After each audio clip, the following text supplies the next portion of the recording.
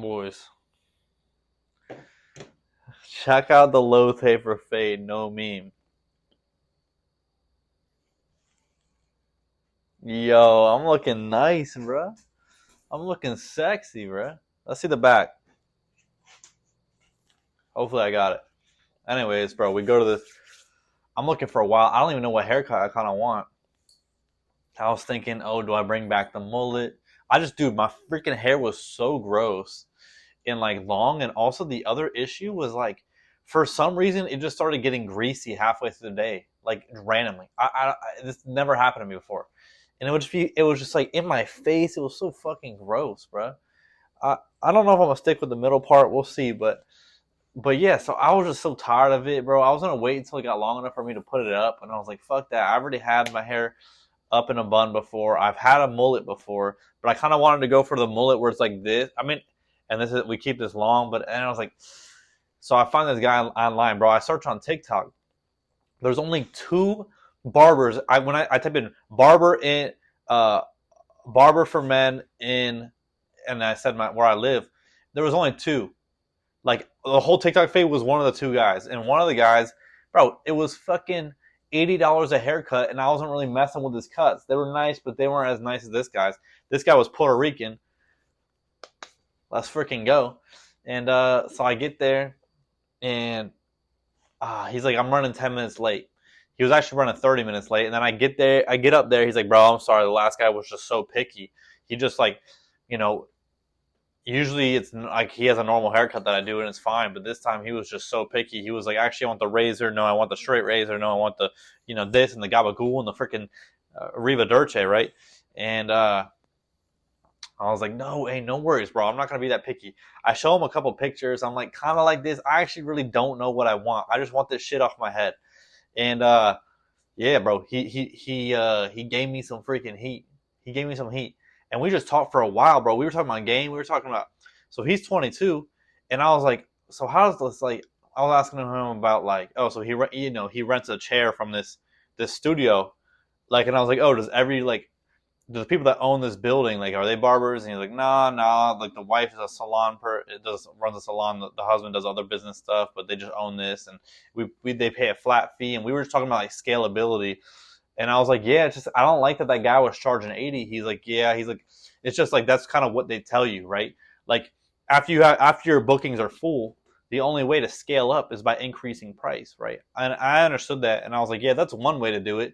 The other way to do it is like what these people did, which is you go open up your own studio and rent out chairs to other barbers. Like that's another way of doing it without like upcharging such disgusting amounts. But like, yeah, I was like, his goal is to hit six figures, bro. He's 22, bro, and he's only been cutting hair for 2 years, and it's crazy. The barber game is crazy because 10 years ago when only a very select few of people were making a lot of money on barbering, and those were the people that were kind of like either like with the celebrities, like out in Atlanta, out in LA, like you're doing private cuts, like at home cuts, like that type of thing, and you had to be in the know. But it's real.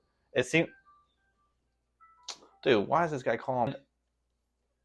Yeah, but he was just like, bro, he made 9 grand last month. It was his most month, and to make 6 figures a month is 8 grand, right?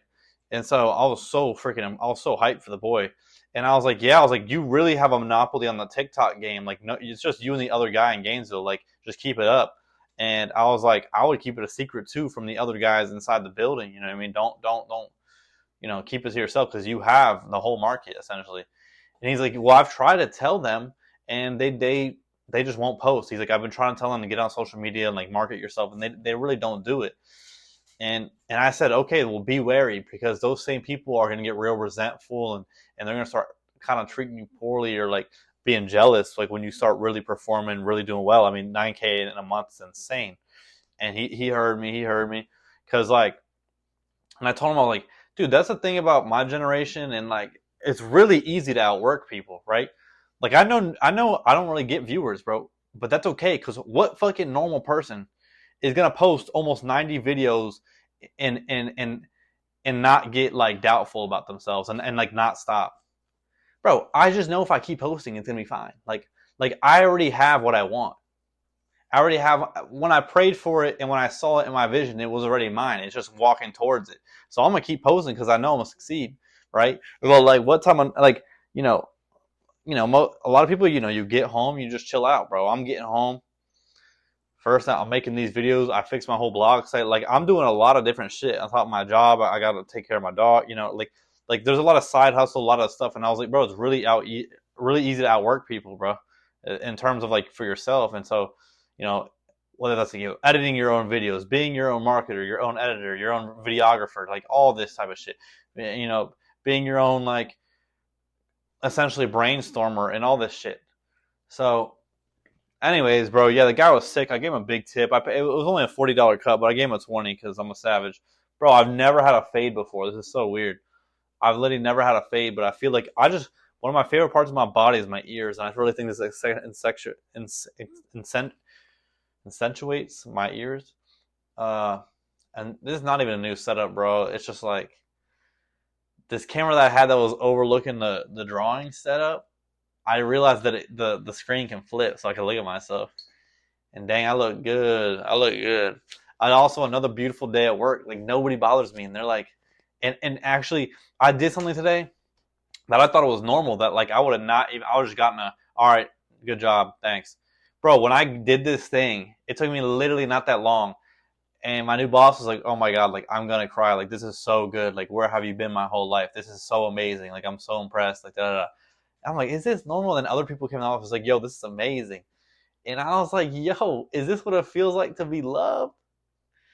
This is crazy. So I'm freaking hyped.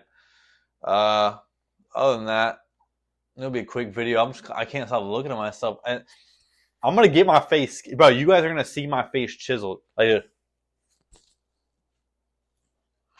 that shit gonna be chiseled. I'm gonna stop fucking eating sugar. I'm going on a fast on Thursday, bro.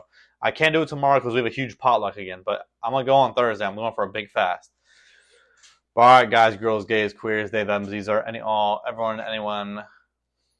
Bro, can you stop tweaking out? Have a blessed rest of your Tuesday night, and I'll catch you guys on a beautiful girl.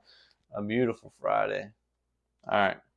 Wait, what? A beautiful Wednesday. What am I talking about? Yapping.